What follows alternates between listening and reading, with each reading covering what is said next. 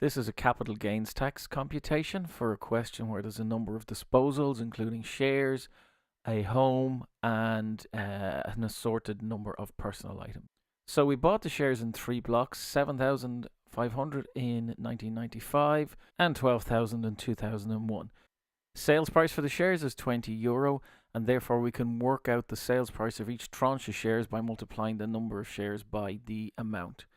In addition, we can work out the cost to us by multiplying them by what we purchased them for, but we'll also use the indexation that's allowable for capital gains tax. So for 1995, that's 1.277 for the 7,500 shares and 1.144 for the 5,000 shares, both of which were purchased for different amounts.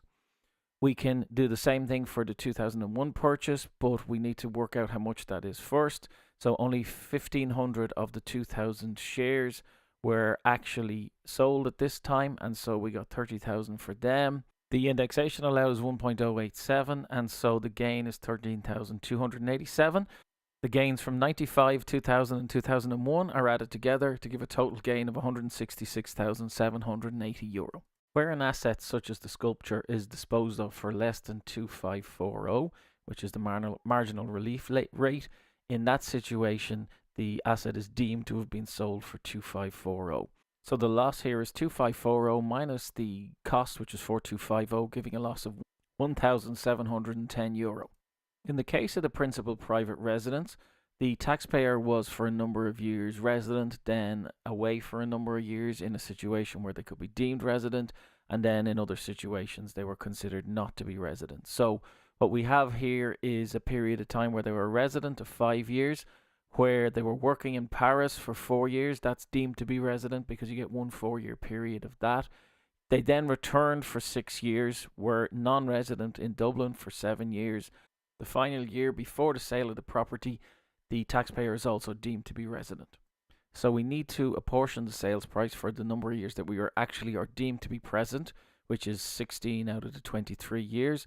So when we work out our net sales price, we multiply it by 16 and divide it by 23.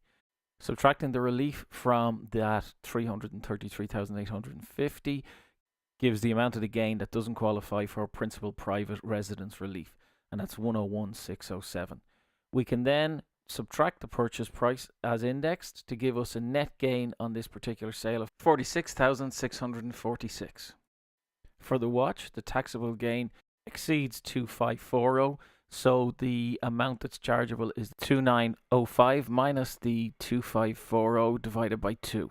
The sale of the wasting chattel furniture doesn't attract a capital gain, so the loss isn't allowable.